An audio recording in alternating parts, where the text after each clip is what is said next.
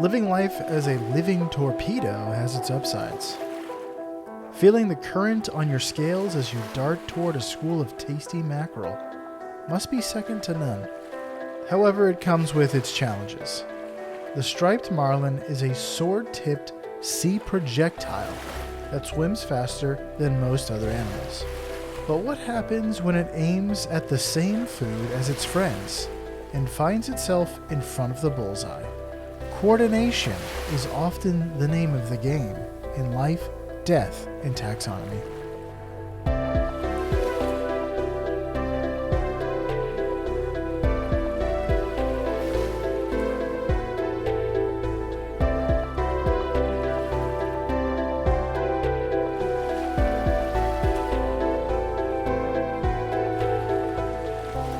Welcome back to Life, Death, and Taxonomy. It's your 30 minutes of interesting animal information. I'm Joe. And I'm Carlos. Thank you to Cassie for the creation of our theme song. To hear more of her music, please search Cassie Michelle on YouTube or Spotify.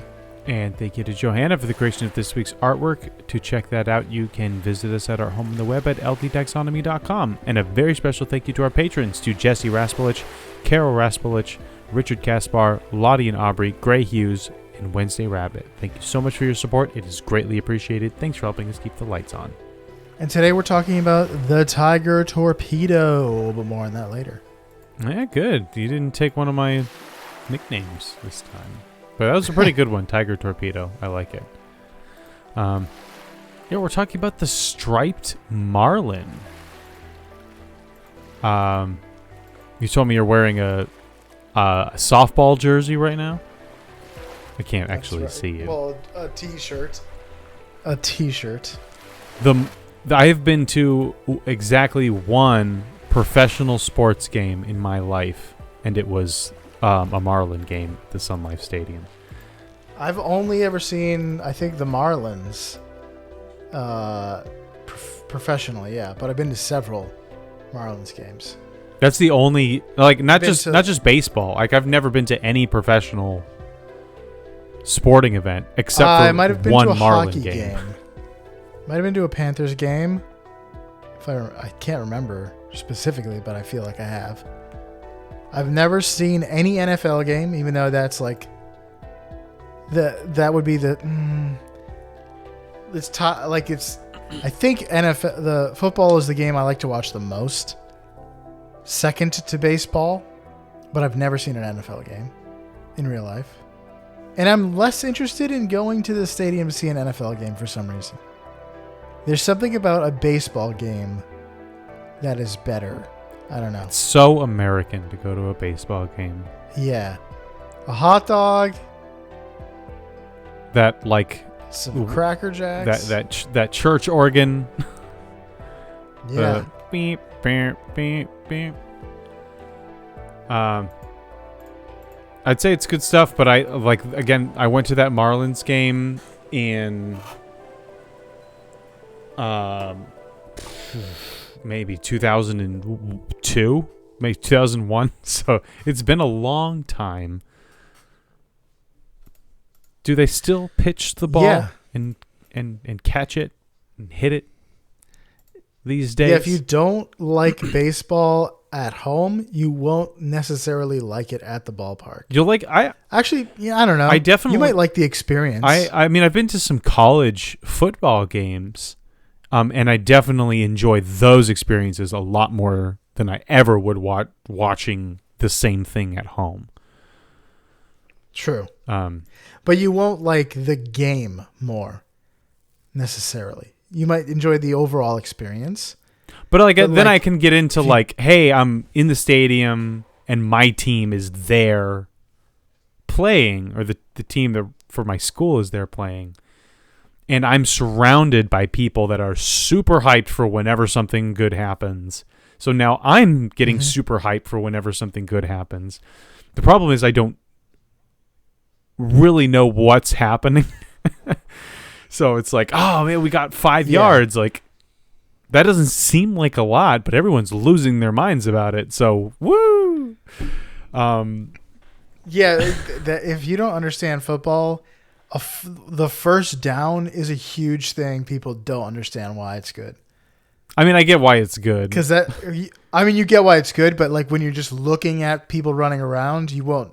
It's harder to notice that, especially when you're not when you're in real life and there's no like digital line on the ground. You have to look at the uprights, but that's so off topic. Yes, it is. We're talking about it's so off topic because we're talking about football. When we should be talking about baseball, when we shouldn't even be talking about baseball, we should be talking about fish. So we're talking about the striped marlin, which we're going to call here the stabby snoot, the dapper daggerfish, and Marlin Monroe. Good. Because it steals the stage. You know what?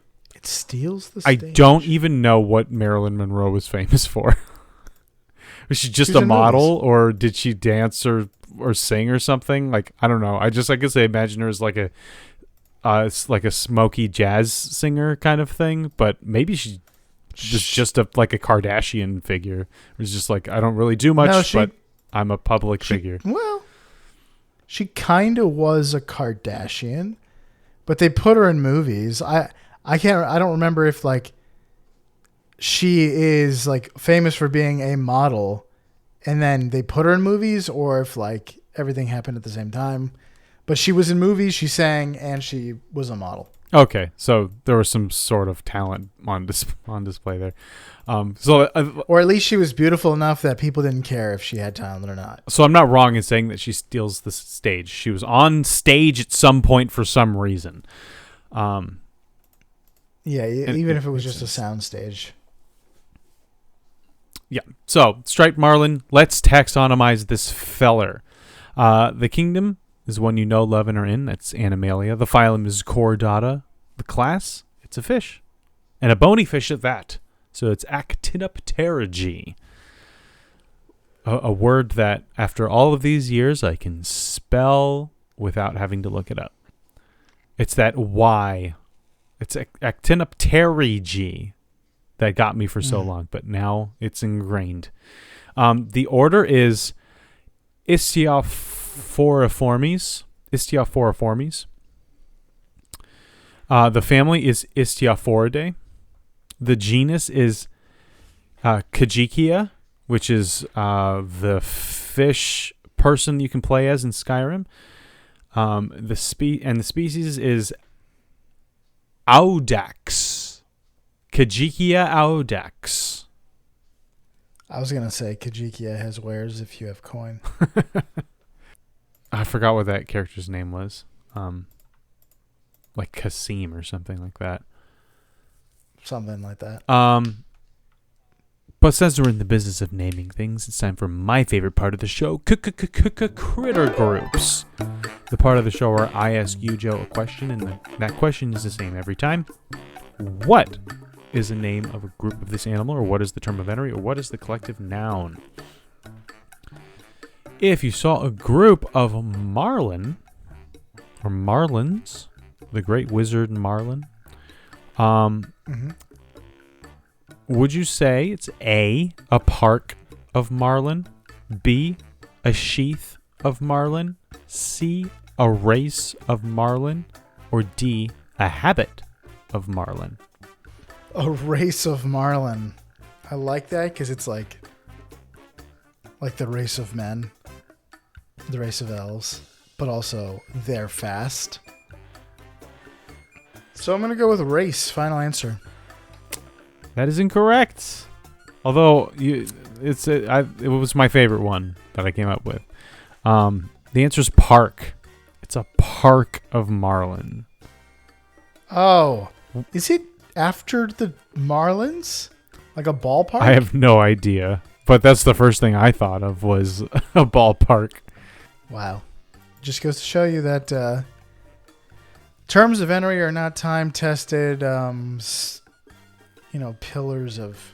Yeah, and this is not one that was on stuff. any sort of like official site or anything like that. It was one that I just saw the most often. Because there really isn't like an official one. So we're making it a race of marlins since it's just made up and the points don't matter.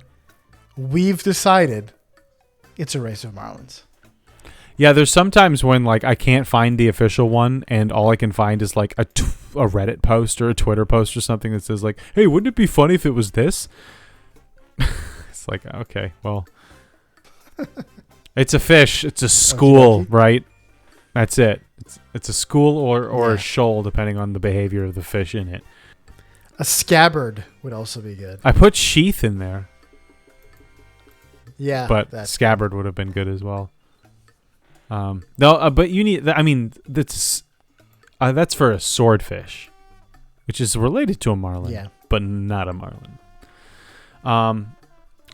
Let's talk about what it looks like. Let's describe this fella. So marlin are large, sleek fish. They're torpedo shaped. They have long bodies, pointed bills, which set them apart from other billfish species. Not all, because like I said, we have the swordfish, which also has a pointed bill. Their long and torpedo-shaped bodies are very hydrodynamic. It's designed for swift movement through the water. They have very striking coloration. I mean, they're called the striped marlin for a reason. They have dark blue to black upper portion. They're counter shaded, like a lot of oceanic animals are. So the top part of the animal is dark blue and black, and the lower portion is silvery white. And it has a series of vertical blue stripes along its side, giving it the tiger torpedo that we all apparently know and love. It has a very tall and wide dorsal fin that gives it stability when it's swimming very fast, because it can swim very fast. Its pectoral fins are actually relatively small in comparison to its body size, but these allow them to steer and maneuver. And its fin called the caudal peduncle, which is a term we've already made fun of. That's where the body and the tail meet. This fin is very powerful. It allows it to accelerate very quickly, to go to like a burst of energy and speed. And like I said, it has that really elongated bill, just a big like sword, essentially, like a big stabby, pointy thing at the end of its face. And it tapers to this fine point. It is used both as a weapon to stun prey, and it also can slash through schools of fish during like a feeding frenzy or like a bait ball or something like that. They don't stab prey with it very often. I mean, at least not on purpose, because then how are you going to get it in your mouth if you're a fish and the prey is stuck to your nose? I think we also mentioned this in the narwhal episode. Like they don't use their tusk to stab prey. A, because it's a tooth and it's really sensitive, but also B, because it's going to be stuck to their tusk for the foreseeable future. So what they do instead is they smack things with it, to stun prey, and then they'll eat it after that. So, like I said, this is a pretty darn big fish. It's the biggest fish I've ever personally seen anyone catch. So how big is it, Joe? Good question. Welcome to the Beloved Measure Up segment, the official listener's favorite part of the show. The part of the show when we present the animal size and dimensions in relatable terms through a quiz that's fun for the whole family. It's also part of the show that's introduced by you when you send an audio of yourself singing, or chittering the words measure up into ldtaxonomy.com. We don't have any measure up intro this week, so that means we get to hear from a Marlin, and Carlos gets to guess who it is. I think I know. Is it Marlin from Finding Nemo? It is not. Oh, because his name is Marlin, but he's a clownfish. Without further ado, the listener's favorite part of the show.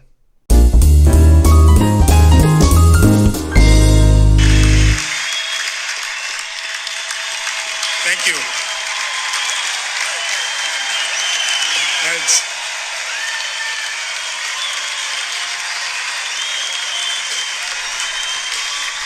you. Thank you. I just want to start to always, every time I do a speech, I just always wanted thanks to the Lord Jesus Christ for all of us to be here today, this beautiful day. Is that like a... Is that a baseball player? It is. It's Marlin. He's famous Marlin Ivan Pudge Rodriguez. Yeah, I was never going to get that. Do you know that name? No. Isn't... Oh, man, I can't remember his name now. I actually had a friend who had this last name. Rodriguez? Not Rodriguez. The fame. This like the best. One of the best baseball players of the time. Played for the Marlins.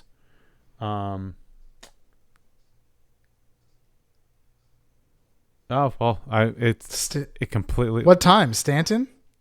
I don't know. Like in the early 2000s. Oh, McGuire. Mark McGuire. I don't think Mark McGuire played for the Marlins. No. I think he was he was like a St. Louis. He was a Cardinal. Oh, that makes sense because that's the team that the Marlins were playing when I saw. So I guess Mark McGuire. When did he play? Maybe he. The 2000s.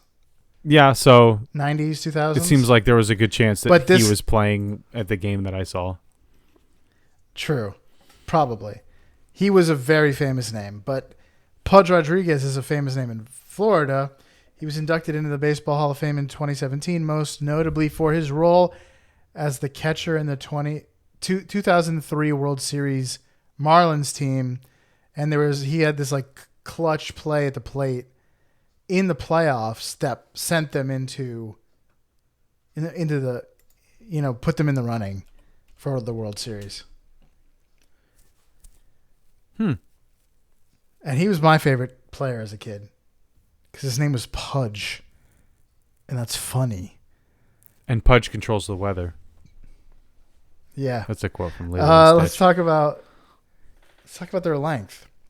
They're 2.9 meters or 9.5 feet to 4.2 meters which is 13.8 feet.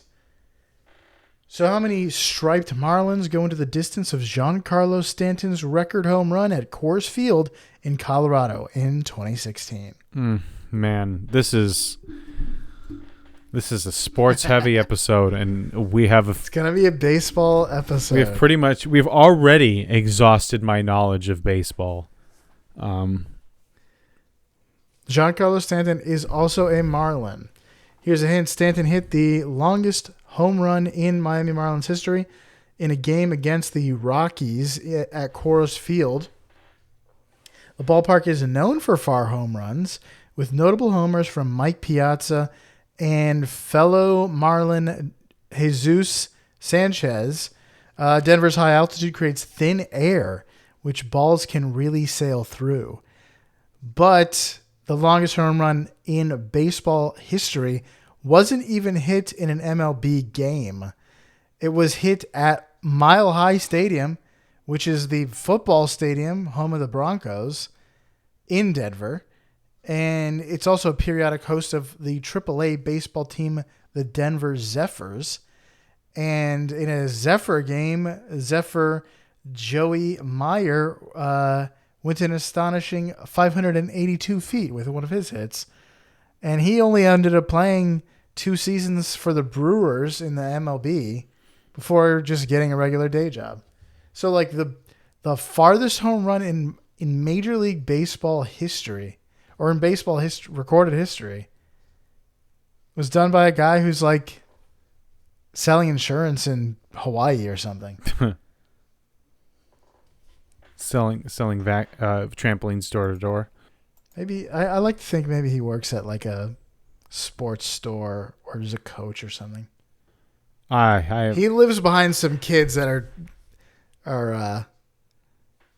trying to get their ball back. That's what he's doing. Oh yeah, and he's blind, and he has a big dog. Gosh, I have no idea what any sort of dimensions here. I just told you what the longest one ever was. Oh, I missed that. In just the absolute word salad that you just spat at me of sports. I just completely glazed over. It was mostly about altitude and atmosphere. But like home, like this stadium, home of this team, and the MLB, and the no. What was that record? 582 feet. 582 feet. All right. And what a mercy I've given you. Yeah, that's pretty good. To repeat the best hint. Yeah. Well, it was definitely going to be more than 100 feet. That's all I was going off of. 375 feet. So my answer is 27. 27 Marlins worth. Stacked end to end would go from the batter to where the ball landed. Final answer? Yes. The correct answer is 36.5 striped Marlins. Oh, very close to the record. Stanton's hit went 504. Does that like go into the stands at that point? How far away is the stands from? It depends on the ballpark. I think I was just thinking about this when you were talking. Do they calculate it from where it touches, like the batter to wherever it first touches, or does it like have to land somewhere? Does it go out of the park? Because some places like it's just straight up impossible for it to go out of the park. And most places, I think, but like I think it's probably where it first like touches the stands. Yeah. Can you imagine not being aware that a fly ball was coming toward you in the stands? Like this whole zeitgeist, or this whole like, you know, movie magic or whatever. I guess it happens where, you know, you catch a fly ball as a spectator, but man, if you are not paying attention, you could die. It could just kill you. So I've been at games where like people get hit in the face and like have to go to the hospital. Yeah, I mean, maybe at that point you're not dealing with like its velocity is slowed a lot because it's now just hitting terminal velocity on its arc, but like, so it's not as bad as like if the pitcher were to get hit, but still, just like you're sitting there like really concentrating on like getting that jalapeno and the cheese on your nacho, and then suddenly you're just unconscious. Yeah. I mean, everyone starts to freak out around you, usually when it's on its way. But yeah, you got to pay attention. Let's talk about weight. 220 kilograms or 490 pounds. How many baseballs go into the weight of a Marlin? Here's a hint. Baseballs used in MLB games require precision dimensions. They must have a circumference between 9 and 9.35 inches, which is 922 to, or what the heck? Maybe 22 to 23 centimeters. And a diameter of 2.86 to 2.94 or 73 to 75 millimeters. Rawlings Sporting Goods have been the exclusive supplier of MLB baseballs since 1977. What a deal to cut. Goodness gracious. How do you... Yeah. There's no competition there? There's no bidding process each year? No one can break into the Major League Baseball manufacturing process? You can't set up a plant in like India or something and supply the... These are made in Costa Rica. All MLB balls are made in Costa Rica. Really? Huh. Sounds like a cartel. I'm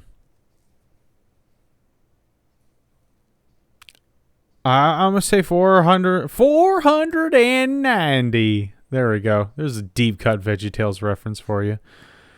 I'm going to say these balls weigh a pound. I think that's about a pound. Final answer, 490. A pound? Yes. The correct answer is 1,568. Oh, they're a third of a pound. Gross. They're 5 ounces. Yeah. They're little. They're very small and light. They gotta be. I mean, they're pretty dense. I mean, to the point where like, there's a reason why they call it softball. It's not. It's well, softball is bigger and actually might be closer to a pound. It's just like it's. I don't know. I just feel like it's dense. Clearly, I'm way off. One of the drawbacks of only really thinking about things in imperial units is that those imperial units are massive. And so, well, you have ounces. I have ounces, yeah, but ounces, like, I know it's not an ounce. I know it's heavier than an ounce. It's several ounces. It's 5 ounces. But 5 ounces just seems like when you say it, it's like that's nothing. It's just this. It's a feather. Softball's only 7 ounces. So I think of like a gallon of water. That's something like 10 pounds or something like that. And so I'm like, oh, a baseball. Like if I was trying to hold 10 baseballs, something that was 10 baseballs heavy, that would be like a gallon of water. But clearly I would need 30 baseballs. A little more, you know. Actually, for most of all these... I've got on that and all I've got on baseball. For most... Really? All you got on baseball? Good. Let's do some fast facts before we get into the major fact. It is an epipelagic fish, which means it does not live close to shore, but it does live close to the surface of the water. Mm-hmm. And it likes temperate and tropical, like warmer waters all around the world. So it can be found in all kinds of places. Kind of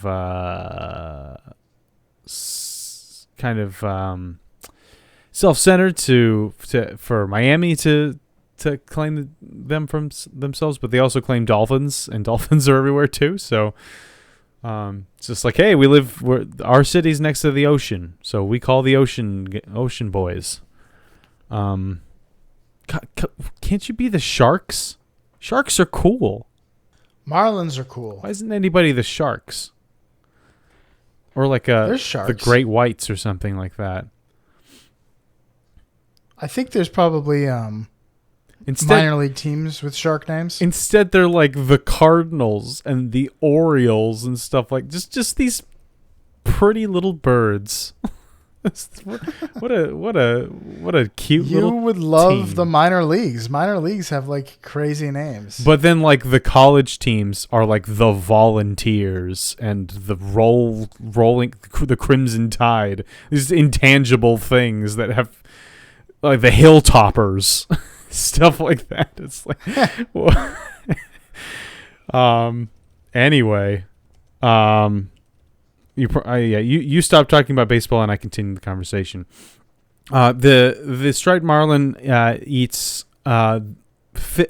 small fish that live in that same epipelagic zone, sardines, mackerel, smaller tuna, because tuna can get huge. Did you know that the tuna can get to be like 900 pounds? I don't. Oh, I didn't know they could get that big. They're massive. They can be bigger than the marlin. They can be. They're so. It's the blue tuna. I think is the one that gets really big. But I just think of tuna as being like a big bass. But nope, they can be gigantic. And they also like to eat cephalopods. In fact, one of their favorite foods is episode number 1 of this show, the Humboldt squid. So you live in the water and you take on something as vicious as the Humboldt squid. Kudos, Mr. Marlin. They can live for about up to 10 years in the wild, and they will spawn during mating season. And for each spawning event, the females release up to 120 million eggs. It's one of those like, hey, most of these are going to be eaten kind of situations. It's so might as well hedge the numbers, hedge my bets by putting a lot of them out there. And I will leave it at that so we can talk about the major fact. The Miami, one of the minor league teams is the Hammerheads, Jupiter Hammerheads. See, that's cool. Bring that into the professional stuff. I mean, it doesn't matter. It really doesn't matter to me. It's just interesting that like they have these, that they're just like little birds and stuff like that. I think there's like the Jays. Are there like Blue Jays or something like that? There's the Blue Jays, and there's is it Dunedin? I'm a Floridian. I don't know this Florida city, how to pronounce it. Dunedin? It's either Dunedin or... I'd love for it to be Dunedin. That would be pretty great. You can go and see a Jacksonville Jumbo shrimp game in Jacksonville. Yeah, that's not a cool one. I feel like you should pick cool or at least interesting names for your sports team if you want to be like at least a little bit intimidating. Like at least the Ducks are Mighty Ducks. Like you give a little qualifier there. These aren't just your average Ducks. These ones are so powerful. Like the Fort Myers Mighty Mussels. There we go. They're just mussels. No, I think it's the shellfish. Oh. That's even better. Actually, I don't know what's better. Daytona Tortugas. Oh, they're tortoises. Nice. But Spanish tortoises. They're the mighty Spanish tortoise. That's gonna strike fear into the opposing team's heart where you're up against the tortoises. Like, come on, the Bengals, the Bears, the Lions. Those are all great ones. The Patriots, that's good. Buccaneers. Mm-hmm. But like 49ers. You're just a bunch of prospectors? Get out of here. We're Buccaneers. Anyway, again, we're coming up to the limits of my sports knowledge. Let's talk about the major fact of the marlin.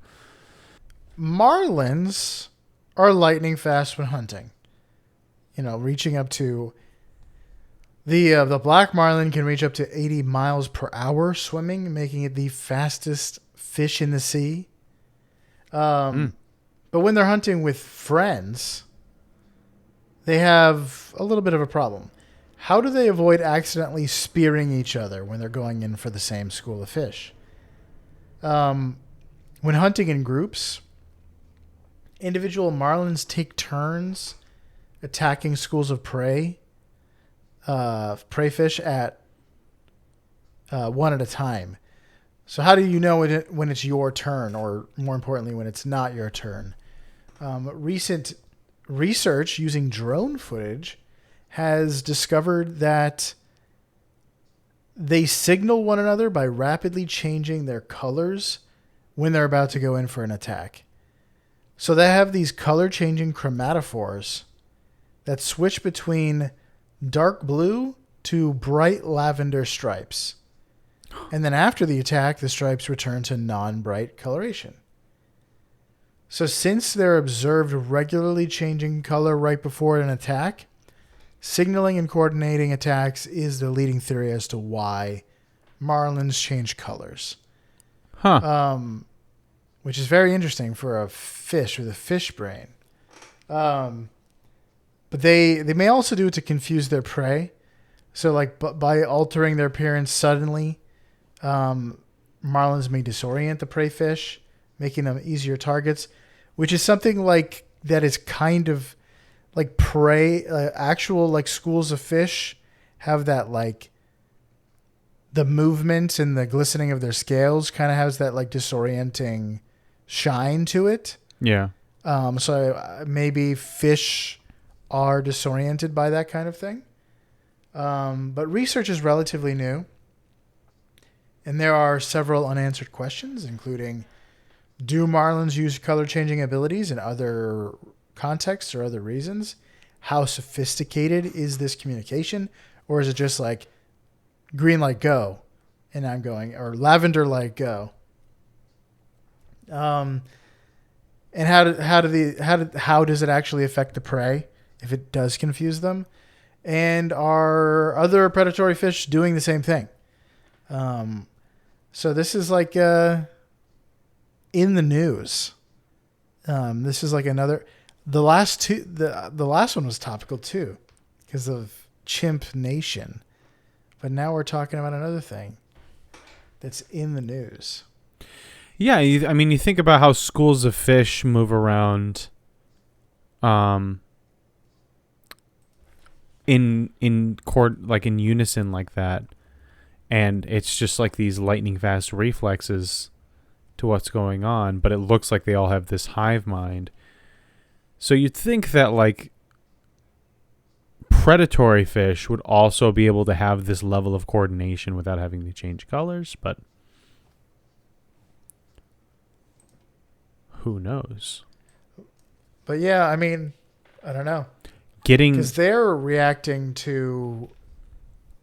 They have to react suddenly to the school. Yeah, or the bait ball or whatever they're going up against. But man, like having one of those things ram you or spear you at 80 miles an hour. Oh man. There's no coming back from that one, I don't think. You want to make sure it's lavender light go. But even with this, I think if you watch the drone footage, they're getting pretty close to spearing each other, or at least it looks like that from the air. Yeah, it would be one of those things where it's like, hey, guys, thanks for the help, but I'm going to take this one on my own. Because I want to eat without getting stabbed. That's another thing. Are they coordinating at all, or is it just to like not get stabbed? Or are they like, hurting the fish in order to have the best chances for each other? I don't know. That one seems like not true, but most of the time it's like they're driving the fish to pinning them against the surface so they don't have anywhere to go. Yeah. Which is kind of weird to me because you have a whole, horizontal axis that you could go on, but fish brain.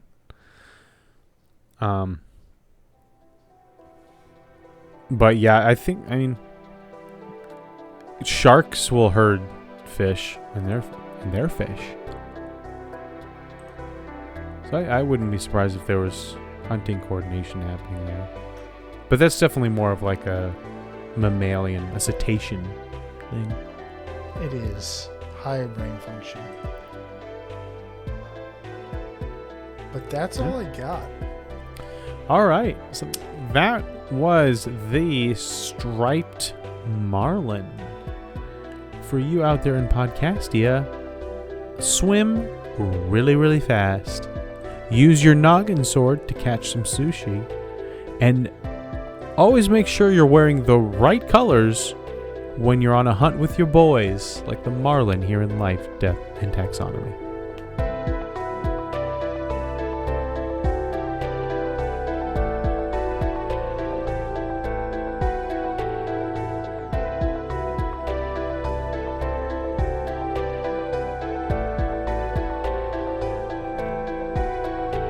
Hey Taxonomy Titans, I just want to remind you that we now have a Patreon. Patrons can see full video episodes and get shoutouts on the show. But ultimately, it's a way for you to help us cover some costs and get even better.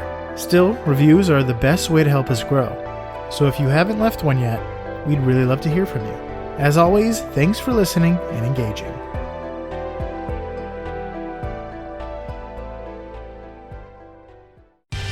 Life, Death, and Taxonomy is my favorite in the world podcast. That one did have more baseball than Marlin's, unfortunately, but part of that is because it's new research, so there's not a ton of information about it.